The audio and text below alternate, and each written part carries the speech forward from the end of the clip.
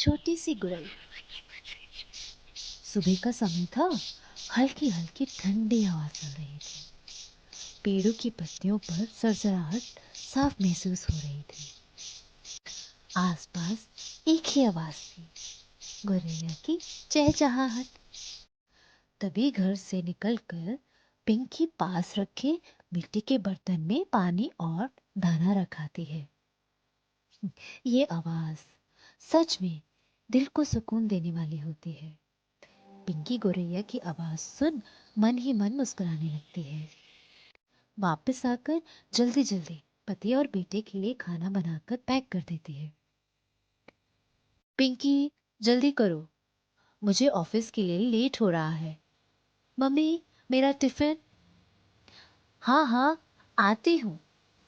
पिंकी दोनों का tiffin pack कर देती है और पति से कहती है, सुनो, आज शाम को आते समय गौरैया के लिए दाना लेते आना।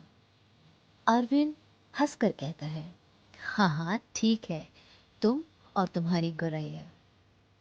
पिंकी अरविंद और अमन के जाने के बाद पानी पीने के लिए डाइनिंग टेबल पर बैठती ही है कि देखती है बाहर से अजीबोगरीब आवाज आने लगती है।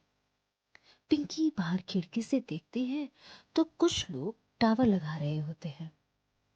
पिंकी बाहर जाकर देखती है तो पास वाले घर की छत पर कंपनी से मोबाइल सिग्नल के टावर फिक्स करने के लिए कुछ इंजीनियर आए थे।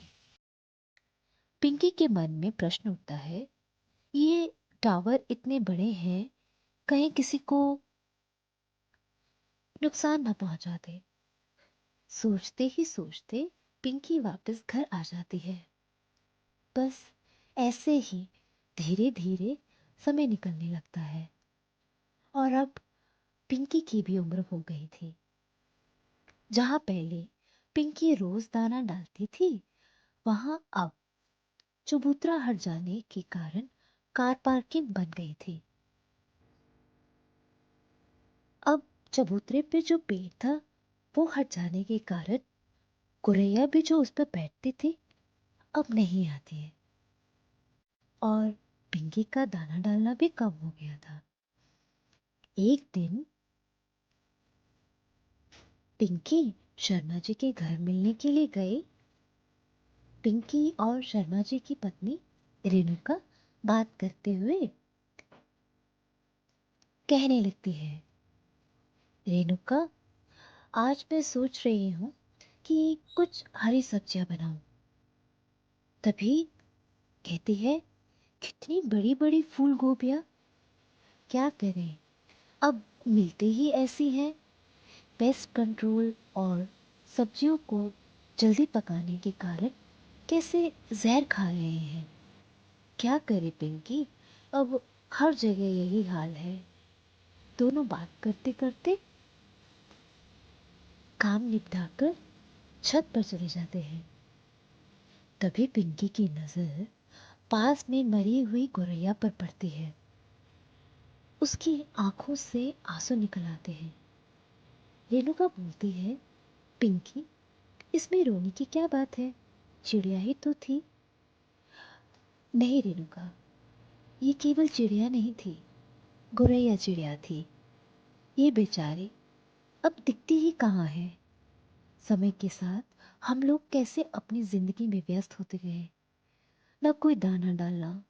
मैं खुद भी कैसे ये सब भूल गई।